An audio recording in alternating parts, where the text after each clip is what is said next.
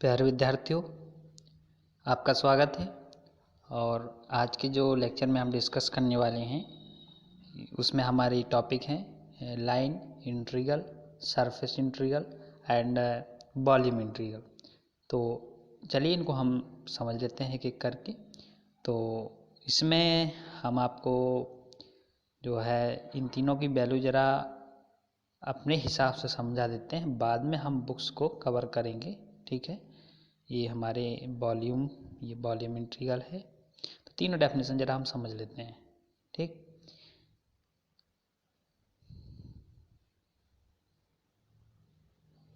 देखिए line integral क्या है। जैसे हमारे पास ये 2D स्ट्रक्चर है, सॉरी, ये हमारे पास 2D स्ट्रक्चर है इस तरह से। ठीक, एक्स एंड वाई एक्सिस। तो यहाँ पर हमने एक इस तरह से लाइन ले लिए, मतलब ये कर्व है जैसे हमारे पास, तो एक ये लाइन है। ठीक, इस लाइन का इंटीग्रल जैसे हमें निकालना है, यहाँ से हम लाइन ए टू बी इस तरह से मान ले रहे हैं कि ये हमारा ए है और यहाँ पर हमारा क्या है, बी है। तो हमें ए और बी के बीच की ये अगर लाइन, इसकी डिस्टेंस की बात करनी है तो हम निकालते कैसे हैं इसको। तो इसमें आप क्या करते हैं, जैसे ये आपके पास लाइन है तो यहाँ आप ऐसे छोटा सा पार्ट ये निकाल लेते हैं पहले। ठीक, और इस छोटे से पार्ट को निकालने के बाद हम क्या करते हैं, यहाँ से लेके यहाँ तक इसको इंटीग्रेट कर देंगे। इंटीग्रेट जैसे हमने मान लिया यहाँ ए है पॉइंट, यहाँ पर हमारा बी है, तो इसको इंटीग्रेट करना, बस इंटीग्रेट करते हैं तो हमारी लाइन निकल आएगी। तो किस तरह से करते हैं हम लाइन इंटीग्रल को, ज़रा हम वो देख लेते हैं यहाँ से। ठीक, इंटीग्रेशन को कुछ हम इस तरह से लिखते हैं, इंटीग्रेशन, और यहाँ हम इस तरह से सी को डिनोट करते हैं, या एल भी आप यहाँ लिख सकते हैं। ठीक है, क्लोज कर्व होगा वो इस तरह से क्लोज होगा इस तरह से। ठीक, तो उसके हमें ये लाइन कैसे निकालनी है, ये वाले लाइन का, ठीक है, डिस्टेंस, तो वो हम निकाल सकते हैं आसानी से। और ये क्लोज होने का मतलब ये है कि ए और बी उसी के बीच का हमें निकालना है। जैसे ए बी हमारे पास ये लाइन है, ठीक है, तो ए बी यहाँ पर क्लोज है, ये क्लोज का मतलब ये सी। ठीक, तो इसका हमें मान निकालना है कि क्या होगा इस पूरी लाइन का मान। तो उसको हम कैसे निकालते हैं वो आपको जरा यहाँ बताते हैं।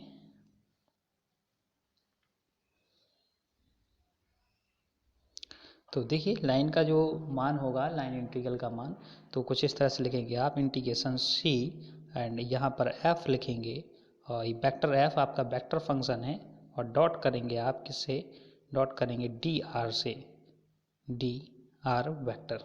ठीक, एफ आप अच्छी तरह से जानते हैं कि एफ को हम क्या लिखते हैं, ये आपका लाइन इंटीग्रल होता है। ठीक है, दैट इज लाइन इंटीग्रल। इसको आप जो है इस तरह से डिफाइन करते हैं लाइन इंटीग्रल को, और इस पे रिलेटेड क्वेश्चंस भी आते हैं। ठीक, पहले हम इसमें बता देते हैं आपको कि एफ क्या है और डी आर की वैल्यूज क्या है। तो वो ज़रा हम देख लेते हैं। जो हम एफ डिफाइन करेंगे तो वो हमारा एफ कुछ इस तरह से होगा, एफ इक्वल्स टू, यहाँ पर आपका जो ये वेक्टर फंक्शन है, ठीक है, F1, यहाँ फंक्शन जो F1 होगा वो किसका फंक्शन होगा, एक्स वाई एंड जेड का फंक्शन होगा, और साथ में हमारे यहाँ आई कैप रहे क्योंकि वेक्टर है, प्लस F2 दूसरा फंक्शन होगा, और वो भी किसका फंक्शन होगा, हमारा एक्स वाई एंड जेड का फंक्शन होगा, प्लस सेम इस तरह से हमारा F3 फंक्शन होगा, और वो भी क्या होगा, हमारा फंक्शन जो होगा वो एक्स वाई एंड जेड का फंक्शन होगा, एंड के कैप। इस तरह से हम एफ जो हमारा है ये एफ रहेगा।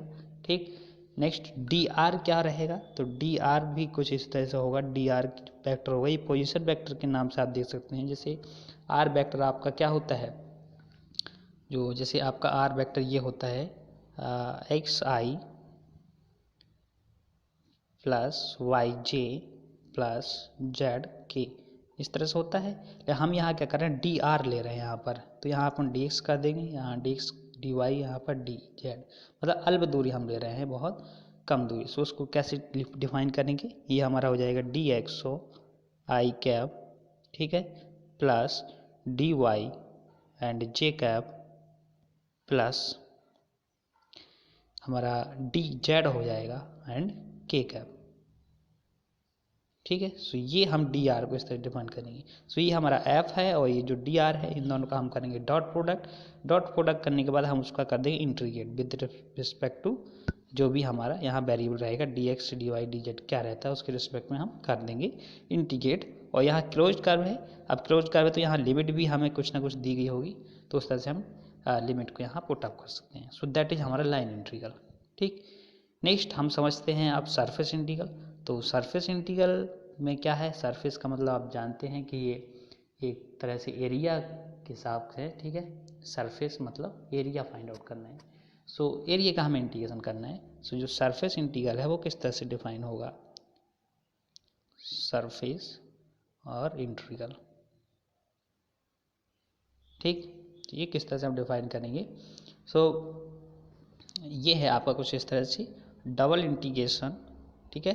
ये सरफेस है, 2 बार इंटीग्रेशन करेगा। हम चाहे तो यहाँ हम एस से ऐसे डिनोट कर सकते हैं, यहाँ एस, ठीक। और यहाँ पर हमारा F dot D S, F dot D S. F की वैल्यू हमारी वही रहेगी, ठीक है, जो हमने यहाँ लिखी थी वैल्यू। एफ की वैल्यू आपकी ये वैल्यू रहेगी एफ की, ठीक है, ये हमारा एफ रहेगा। बट यहाँ पर होगा क्या, यहाँ पर चेंजमेंट होगा ओनली डी एस का। तो डी एस यहाँ हमारा एरिया है, तो डी एस को हम इस तरह से लिखेंगे। जो डी एस वेक्टर हमारा होगा वो होगा आई कैप के साथ हमारा क्या रहेगा, यहाँ पर डी एक्स नहीं रहेगा, एरिया लेंगे तो एरिया हम ये लेंगे वाई एक्सिस की दूरी और जेड एक्सिस की दूरी और आई कैप, ठीक है। यानी d Y D z i cap plus y axis में हम डी जेड लेंगे, डी एक्स लेंगे और यहाँ पर जे कैप, ठीक। ये हमने वाई एक्सिस की डिस्टेंस ली, d z d x plus जो जेड एक्सिस होगा वहाँ पर हम डिस्टेंस कवर करेंगे, वो हमारी रहेगी D X and D Y, ठीक है। ये हम एरिया फाइंड आउट करेंगे। तो ये हम डी एस की वैल्यू यहाँ पुट अप करेंगे और ये डी एस यहाँ रखने के बाद हम एफ डॉट डी एस करेंगे, फिर उसको इंडिकेट करेंगे। अच्छा, इसी चीज़ को हम कुछ इस तरह से भी लिख सकते हैं, जो हम आपको कहीं कहीं ऐसे भी लिखा मिला होगा, डबल इंटीग्रेशन एस और यहाँ एफ, जो डी एस वैक्टर है इसको आप कुछ इस तरह यूनिट वेक्टर के फॉर्म में भी लिख सकते हैं। So dot N cap and D S, अभी इसके बाद वैल्यू इस तरह से, ठीक है। सो ये आपका सरफेस इंटीग्रल की डेफिनेशन इस तरह से हम, ठीक है। डेफिनेशन वैसे लिखने को कहीं आती नहीं है, तो आप जनरली इसके बेसिक फॉर्मूले हैं जो वही याद रखिएगा, क्लियर है। नेक्स्ट आता है हमारा volume integral. So volume integral में क्या है, जो वॉल्यूम इंटीग्रल रहेगा, तो वॉल्यूम इंटीग्रल में आपको यहाँ पर क्या करना है, वॉल्यूम इंटीग्रल में इस तरह से 3 बार इंटीग्रेशन करना है और यहाँ से v ऐसे नोट कर देंगे v, और यहाँ आपका कोई फंक्शन रहेगा, ठीक है, f वेक्टर फंक्शन जो भी है और dv। सो ये आपका है जो है, इसको हम क्या कहेंगे, ये वॉल्यूम इंटीग्रल, ठीक। dv किस तरह से डिफाइन होगा, तो dv आपके इस तरह से डिफाइन होगा, dv equals to D X D Y and D Z. आप जानते हैं वॉल्यूम, ठीक है, तीनों एक्सिस की लंबाइयाँ लेते हैं, गुणा करते हैं, वॉल्यूम ऐसे लंबाई चौड़ाई और ऊंचाई, ठीक है। सो यहाँ पर आप उसका क्या करें, मल्टीप्लाई कर देंगे इससे एफ से। तो इस तरह से आप जो भी आता है मल्टीप्लिकेशन, फिर आप उसका 3 बार इंटीग्रेशन करेंगे, एक बार एक्स के रिस्पेक्ट में, वाई के रिस्पेक्ट में, जेड के रिस्पेक्ट में, क्लियर ना। सो ये आपके हैं तीनों integration, line integration, volume integration and surface integration, ठीक। चलिए अब नेक्स्ट हम इसमें ज़रा देखते हैं बुक्स के अकॉर्डिंग इसके कुछ ज़रा कुछ क्वेश्चन से समझते हैं हम क्या हैं, ठीक। सो ये लाइन इंटीग्रेशन, और लाइन इंटीग्रेशन को हम ज़रा यहाँ हाईलाइट आपको कर देते हैं, थ्योरी है,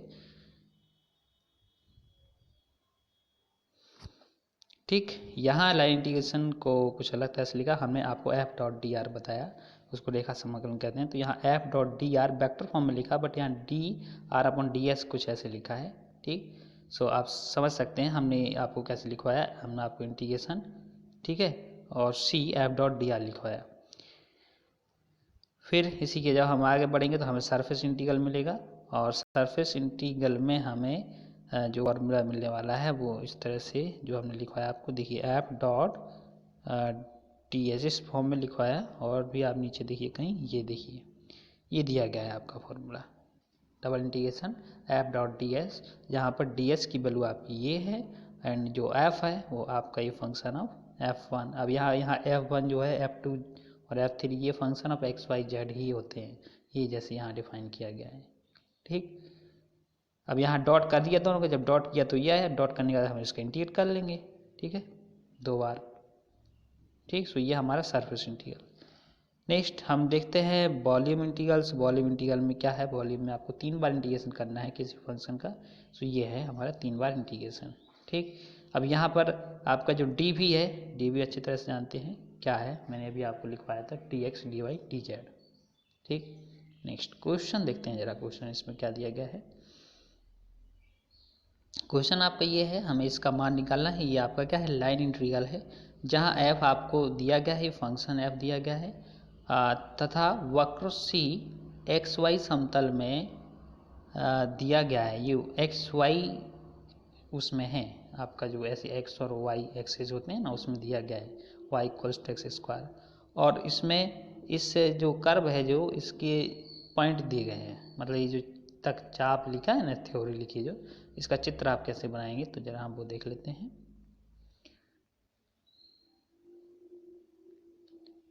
यहाँ इस तरह से ऐसे आपका ये चित्र बनने वाला है, एक्स वाई एंड एक्सिस है आपके पास, x axis and y axis. So यहाँ पर ये कर्व है ऐसे, और कर्व के पॉइंट क्या है, कर्व के पॉइंट हमें दिए गए हैं 0 0 से 1 1। सो कर्व इसका मतलब यहाँ से ऐसे जाएगा, कर्व ही है ना वक्र, हाँ एक्स वाई समतल में वाई बराबर एक्स स्क्वायर। सो ऐसे जाने वाला है, इसको हम रफ कर दें इसको, सॉरी ऐसे कर्व जाएगा ये इस तरह से। ये यहाँ पर आपका 0 0 रहेगा, यहाँ पर मूल बिंदु है, और एक 1 1 कहीं पॉइंट रहेगा यहाँ पर 1 और 1। सो कहने का मतलब कि यहाँ जब हम x की लिमिट लेंगे तो वो 0 to 1 लेंगे, और y की लिमिट हम ये 0 to 1 लेंगे। ठीक, सो ये है बस लिमिट, बस हमें इसमें दी गई है इससे कर्व की। ये जो हमारा कर्व है, इस तरह से हमने जो कर्व बनाया, ठीक, y बराबर क्या है हमारा कर्व, एक्स स्क्वायर। क्लियर है, सो चित्र से केवल हमें लिमिट का पता चला।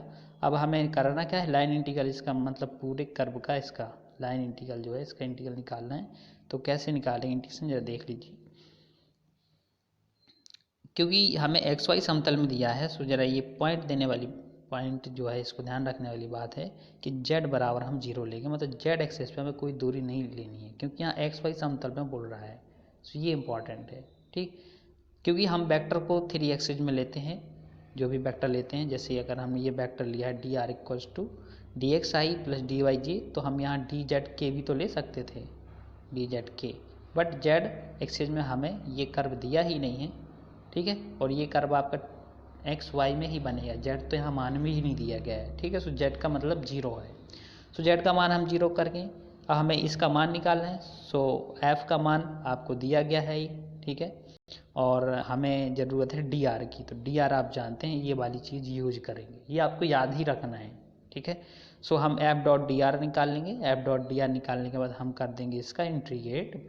ठीक, सो ज़रा देखिए एफ का मान कैसे निकाला गया है। जो एफ है आपके पास ये दिया था, और यही था एफ, यहाँ मिस्टेक है इसमें, ये है एफ आपका वाई आई माइनस एक्स जी। ठीक, और डी आर इस तरह से हम आई और जे के टर्म्स हैं वो ले लेंगे, इनका दोनों का डॉट करा देंगे। सो जब आप डॉट कराएंगे तो देखिए आपको क्या मिला, ये आपको वैल्यू मिलेगी जब आपने डॉट कराया, तो ये आई जे के आपके हट जाएंगे यहाँ। ठीक, डॉट आप अच्छी तरह से जानते हैं कि वाई का हम इससे करा देंगे डी एक्स से, एंड एक्स का हम डी वाई से करा देंगे, आई जे के हट जाएंगे, तो ये आपको मिल जाएगा ये वाला टर्म्स। ठीक, नेक्स्ट अब हम इंटीग्रेट कराना है, सो हम इंटीग्रेट करा देंगे। इंटीग्रेट का क्या है, यहाँ पर इंटीग्रेशन का साइन लगा देंगे आप यहाँ पर इस तरह से, ये जो आपका फंक्शन आया ये वाला। ठीक है, अब यहाँ डी एक्स है तो यहाँ पर हम एक्स की लिमिट लेंगे, यहाँ पर डी वाई है तो यहाँ पर हम वाई की लिमिट लेंगे।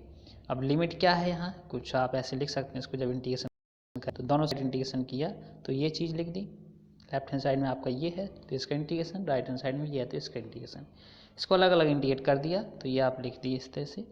यहाँ हमें डी एक्स दिया गया है, तो हम एक्स की लिमिट लेंगे और एक्स की लिमिट हमें 0 to 1 दी गई है, वाई की लिमिट भी 0 to 1 दी गई है। सो यहाँ हम कुछ लिमिट यहाँ लगा देंगे, यहाँ 0 to 1 कर देंगे और इसको भी हम 0 to 1 कर देंगे और सॉल्व कर देंगे इसको। ठीक, सो जरा देखिए सॉल्व कैसे, देखिए किया गया है। ठीक है, सो सॉल्व कैसे करेंगे हम जरा देख लीजिए। क्योंकि यहाँ हमें x के रिस्पेक्ट में करना है तो y जो है फंक्शन x में होना चाहिए, जबकि हमें y बराबर जो है एक्स स्क्वायर दिया गया है क्वेश्चन में। ठीक है, सो हम y की जगह ये जो है एक्स स्क्वायर पुटअप कर देंगे यहाँ पर। सो देखिए y की जगह स्क्वायर रखा और dx माइनस इंटीग्रेशन, यहाँ भी हम 0 to 1 लिमिट ले लेंगे, ये y की लिमिट है, यहाँ x दिया गया है तो हम क्या करेंगे यहाँ से x का मान निकाल लेंगे यही क्वेश्चन से। तो क्योंकि y बराबर एक्स स्क्वायर था तो x हम निकालेंगे तो हमें रूट y मिल जाएगा और हम रूट y यहाँ पुटअप कर देंगे। सो ये वैल्यू आप यहाँ रख पाएंगे। ठीक, इंटीग्रेट कर दीजिए एक्स में y के रेस्पेक्ट में लिमिट पुटअप करिए, जब लिमिट पुटअप करेंगे तो आपको बड़े आसानी से इस तरह से का आंसर मिल जाएगा। कैलकुलेशन मैंने आपके यहाँ बताई नहीं है, बस समझाया है। क्लियर है। नेक्स्ट क्वेश्चन ऐसे ही एक और दिया गया है, यहाँ पर f की वैल्यू हमें दी गई है और f की वैल्यू क्या है 3xyi, ठीक है, j मतलब z यहाँ दिया ही नहीं है, इसका मान निकालना है हमें तो अब मान निकाल सकते हैं। जहाँ वो कह रहा है कि वक्र जो एक्स वाई समतल में है, ठीक है बिल्कुल है, क्योंकि यहाँ z की तो वैल्यू भी नहीं है, एक्स वाई समतल में ही है। x की लिमिट हमें यहाँ आसानी से पहचान सकते हैं कि x की लिमिट हमारे पास क्या दी गई है, x की लिमिट हमारे 0 to 1 दी गई है एंड y की लिमिट हमारे 0 से 2 दी गई है। बस ये इंपॉर्टेंट था। बस बाकी आपका एक्स वाई में है तो एक्स वाई में है इसलिए हम जेड की वैल्यू 0 कर लेंगे, यानी कि जब डी आर की वैल्यू हम लेंगे तो वो वहाँ डी जेड वाला टर्म्स नहीं लेंगे। यहाँ पर देखिए जैसे ये डी आर अगर हम लेंगे तो हम क्या करेंगे डी एक्स आई और डी वाई जे इस तरह का टर्म्स लेंगे। ठीक, और बाकी हम इंटीग्रेट कर सकते हैं, एफ डॉट डी आर निकाल लेंगे, सब कुछ तो दिया है, बस लिमिट पुट अप कर देंगे। सेम इस तरह का क्वेश्चन है। ठीक, डी आर ये लिया है इसने, डी जेड का टर्म्स लिया नहीं, और एफ हमें दिया था तो एफ और डी आर का हमने डॉट कराया, ये हमें एफ दिया, ये हम जो है क्या दिए हमारे पास ये डी आर दिया है। तो डी आर ये क्यों लिखा भाई, और कुछ है क्या इसमें? नहीं, ये अलग ही टाइप से, बट आप अपने हिसाब से करिएगा, क्वेश्चंस और आंसर निश्चित तौर पे मिलेगा आपको। ठीक, नेक्स्ट नेक्स्ट क्वेश्चन हम देखते हैं जरा। ये इंपॉर्टेंट क्वेश्चन है और ऐसे क्वेश्चंस एग्जाम में अधिकतर पूछे जाते हैं। नेक्स्ट क्वेश्चन आपके 12वें नंबर का, इसमें भी आपको एफ डॉट डी आर निकालना है। ठीक है, एफ का मान दिया है एक्स वाई समतल में, जेड 0 लीजिएगा, वाई कर्व दिया है 0 to हमारी लिमिट एक्स की लिमिट है 0 to 4 एंड वाई की लिमिट भी हमारे पास 0 to 4 ही है। ठीक, आप डी आर लेंगे, ये वैल्यू ये आपका डी आर है, एफ आपको गिवन है, इन दोनों का डॉट कराएंगे तो आपको ये चीज़ मिलेगी। इसके बाद इंटीग्रेशन कराएंगे तो इंटीग्रेशन में हम लिमिट पुट अप कर देंगे सीधे। ये लाइन आप लिखिएगा डायरेक्ट। ठीक, बस इंटीग्रेट करने के बाद आप आंसर निकाल सकते हैं। नेक्स्ट सेम यही ये क्वेश्चन है 30 नंबर का, ये भी सेम है। ठीक, इस तरह का क्वेश्चन बिल्कुल एग्जाम में पूछा जाता है तो इसको मत छोड़िएगा। क्लियर है। नेक्स्ट बहुत सारे क्वेश्चन दे दिए हैं इस टाइप के, तो आप लगा लीजिएगा इनको। नेक्स्ट हम बढ़ते हैं और क्वेश्चंस पे, तो ज़रा कुछ हम देखते हैं इसमें। अगर हमारे पास सरफेस इंटीग्रल के कुछ क्वेश्चन हो तो उनको भी देखते हैं।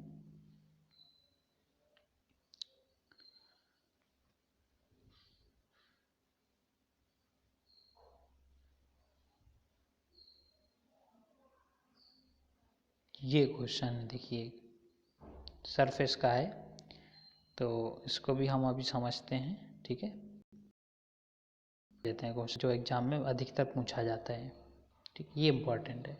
हमें सरफेस इंटीग्रल का मान निकालना है, जहाँ पर एफ की वैल्यू हमें ये दी गई है और इसमें ये कह रहा है कि एस उस घन का पृष्ठ है, ये घन है हमारे पास जो कि समतलों x बराबर 0 x बराबर a, y बराबर 0 y बराबर a एंड z बराबर 0 z बराबर a से घिरा हुआ है। तो इसमें हम करेंगे क्या, हम एक डायग्राम बना लेंगे। तो डायग्राम आपने ये बनाया, जरा इस डायग्राम को ध्यान से समझिएगा। ये x एक्सिस है, y एक्सिस, z एक्सिस, तो हमारा ये क्या है घन बन गया। ठीक, इस घन में हमें क्या है, हम जानते हैं अच्छी तरह से कि इसकी चारों जो भुजाएं होती हैं वो बराबर बराबर होती हैं। ठीक, सरफेस है तो हमारा सरफेस कुछ इस तरह से दिए गए हैं, इस पर हमारा जो जो घन होता है उसके 6 सरफेस होते हैं, 6 सरफेसेस होते हैं, ठीक। और 6 सरफेसेस सबकी जो डायरेक्शन होगी वो अलग अलग होगी। कैसे अलग अलग होगी?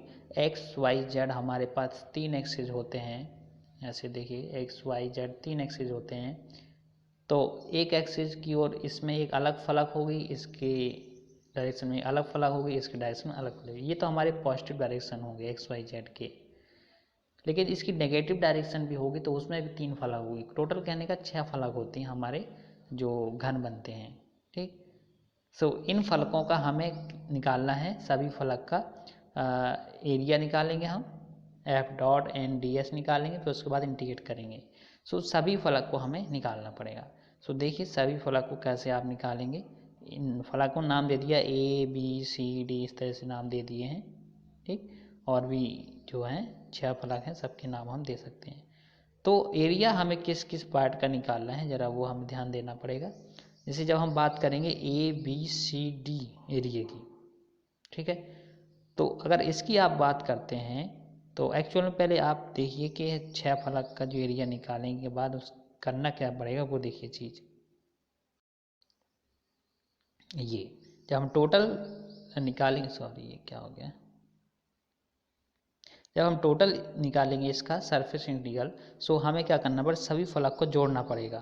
तो ये देखिए सभी फलक, पहली फलक यहाँ हमें 2a की पावर 4, फिर दूसरी फलक, तीसरी फलक, चौथी फलक, पांचवी फलक और छठवीं फलक, है ना। सब फलकों को जोड़ा गया है, तब जाके ये परिणामी आंसर हमें मिला गया। तो हमें क्या करना पड़ेगा, एक एक फलक का मान निकालना पड़ेगा। बहुत इंपॉर्टेंट क्वेश्चन है ये, ठीक है। कैसे करेंगे हम जरा देखते हैं यहाँ पर।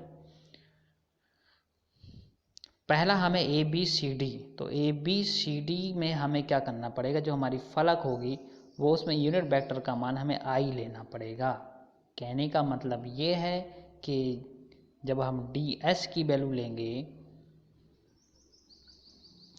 जब हम डी एस की वैल्यू लेंगे, डी एस क्योंकि हम जानते हैं हमारे पास 3 एक्सिस में होता है, बट हमें क्या करना है, यहाँ यूनिट वेक्टर आई की डायरेक्शन में जो है लेना है केवल। तो डी एस हमारे पास है और हमने माना कि केवल एक्स एक्सिस का फलक है, तो हम आई कैप ले लेंगे। चित्र के अकॉर्डिंग अगर हम देखें तो एक्स एक्सिस हमने ए बी सी डी माना है, ये हमारी A B and C D, ये फलक हमने सपोज किए कि हमारे किस एक्सिस में, एक्स एक्सिस में, जिसका यूनिट डायरेक्शन क्या है, जिसका डायरेक्शन आई कैप की ओर डिनोट करेगा, तो हम वो हस ले लेंगे, ठीक। यहाँ आई कैप अकेला लेंगे, डी एस का मान आप, तो जब एफ डॉट डी एस निकालेंगे तो एफ डॉट डी एस आपको क्या मिलेगा। अब आई के साथ क्या होता है, डी वाई और डी जेड होता है, डी वाई और डी जेड। डी वाई और डी जेड का हम, ये आई कैप है, ठीक है। जे कैप और के कैप हमें वैल्यू लेनी नहीं है, इसलिए हम जब डी एस का ये डॉट कराएंगे एफ के साथ, जो हमें एफ दिया है, एफ ये है, ठीक। तो जब डॉट कराएंगे हम डी एस से तो हमें क्या मिलेगा, डी वाई डी जेड मिलेगा, और ये इसका पहली वैल्यू 4z(x) मिलेगी। देखिए 4z एंड एक्स, तो ये 4z and X D Y D Z. अब आप कह रहे हो कि यहाँ तो x तो है नहीं, लेकिन x की वैल्यू भाई आपको दी भी तो गई है। x की वैल्यू क्या दी गई है, x बराबर a नहीं दिया गया है। जब आप i की तरफ फलक लेंगे तो x की कुछ डिस्टेंस भी तो होगी, तो a डिस्टेंस होगी, तो यहाँ पर हमने 4az मान लिया। अब इसको हमने किया इंटीग्रेट, तो 2 बार इंटीग्रेट करना है, तो इंटीग्रेट कैसे करेंगे ज़रा ये भी ध्यान दीजिए। पहले हम इस फंक्शन का क्या करेंगे, जेड के रिस्पेक्ट में इंटीग्रेट करेंगे, और ये वाला इंटीग्रेशन का साइन यूज करेंगे, ये वाला, और ये हमारा रहेगा जो है डी जेड, ये वाला, ठीक है। जेड के रिस्पेक्ट में हम करेंगे।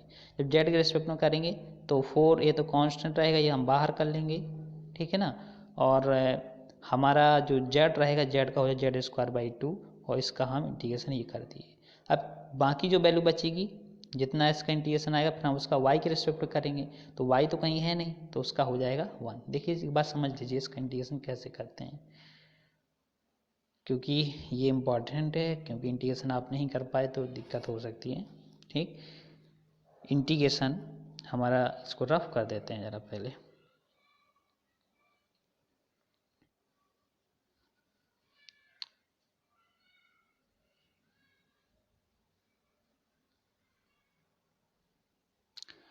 हमें इंटीग्रेशन करना है यहाँ पर, तो हम क्या करते हैं, पहले जेड करते हैं। सो हमें मिलेगा 0 to a, पहले वाले को हम टच नहीं करते हैं, ठीक है, इंटीग्रेशन को। और तो 4a हमारा कांस्टेंट है, उसको हम बाहर कर लेंगे 4a, जेड का करेंगे तो जेड स्क्वायर और बाई 2 हो जाएगा। इसकी लिमिट रख देंगे हम, लिमिट क्या है हमारे पास 0 to a, लिमिट रख देंगे।